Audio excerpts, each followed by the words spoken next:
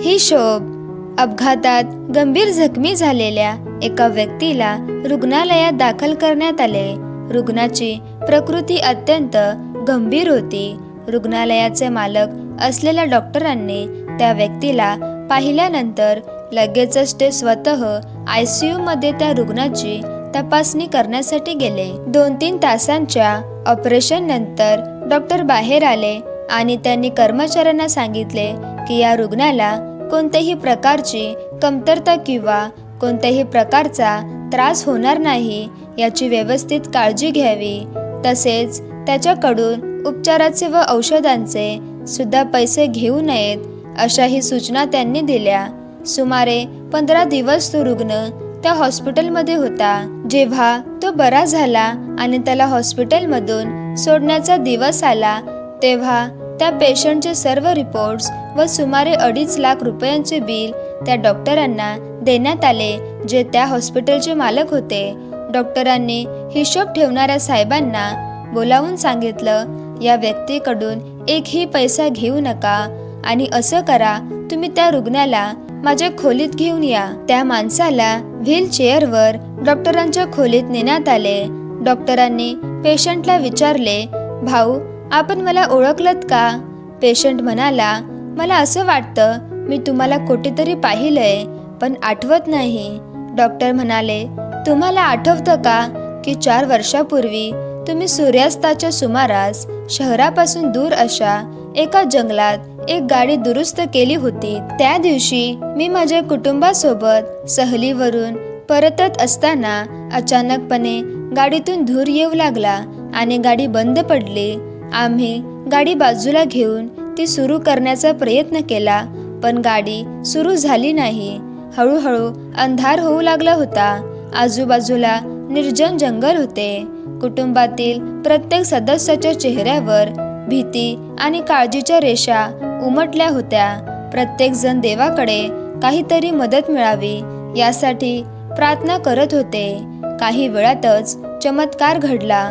तुम्ही बाईकवरून येताना आम्हाला दिसलात. आम्ही सर्वांनी दयेच्या भावनेने हात वर केले आणि तुम्हाला थांबण्याचा इशारा केला. तुम्ही बाईक उभी केलीत व आमच्या त्रासाचे कारण विचारलेत.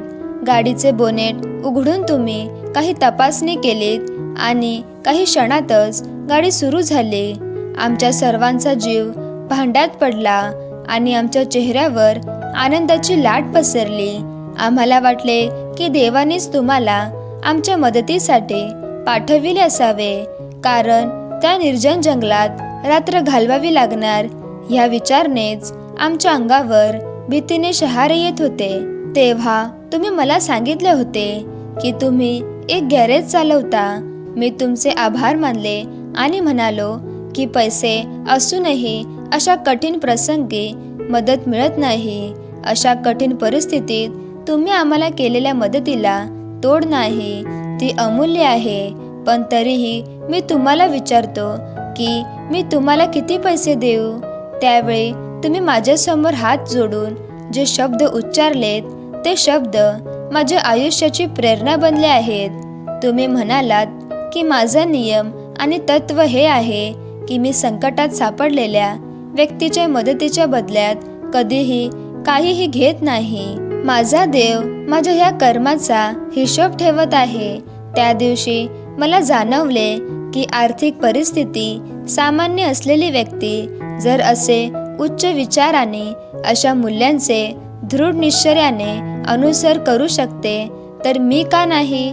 आणि ह्याच संकल्पनाचा मीही माझ्या आयुष्यात पाठपुरावा करत आहे. 4 वर्ष झाली आहेत. माझ्या अपेक्षेपेक्षाही मला जास्त मिळत आहे आणि कधीच काहीही कमी पडलेले नाही. हे रुग्णालय माझे आहे. तुम्ही येथे माझे पाहुणे आहात आणि तुमच्या नियमानुसार मी तुमच्याकडून काहीही घेऊ शकत नाही. अशा प्रेरणादायी व्यक्तीची सेवा करण्याची संधी मला मिळाली.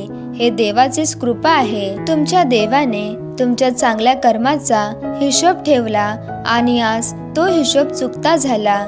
माझा देवही माझ्या कर्माचा हिशोब ठेवेल आणि जेव्हा जेव्हा मला त्याची आवश्यकता असेल तेव्हा त्याची परतफेड त्यातूनच होईल. डॉक्टर त्या रुग्णाला म्हणाले, तुम्ही निर्धास्त मनाने घरी जा आणि जेव्हा कधी अडचण आली तर तेव्हा तुम्ही संकोच न बाळगता माझ्याकडे येऊ शकता. त्या खोलीमधून बाहेर पडताना त्या व्यक्तीने खोलीत ठेवलेल्या परमेश्वराच्या फोटो समोर हात जोडले आणि त्याच्या डोळ्यातून अश्रू वाहू लागले व हृदय प्रेमाने भरून आले. आपण केलेली कर्मे आपल्याकडे परत येतात आणि तीही व्याजासह. हाच सृष्टीचा नियम आहे. फक्त धन दौलत संपत्ती कमवल्याने वेळ प्रसंगी कामे येईल हा गैरसमज आहे. कर्म चांगले असले की ते वेळ प्रसंगी कामी येतात. चांगले कर्म हे अदृश्य डिपॉझिट असते, पण ह्यासाठी आपण चांगले कर्म करायला हवे नाही का? लेखक मंगेश सिरसाट. तर मित्रांनो, जर तुम्हाला गोष्ट आवडली असेल तर गोष्टीला लाईक करा आणि चॅनलला सबस्क्राईब करा.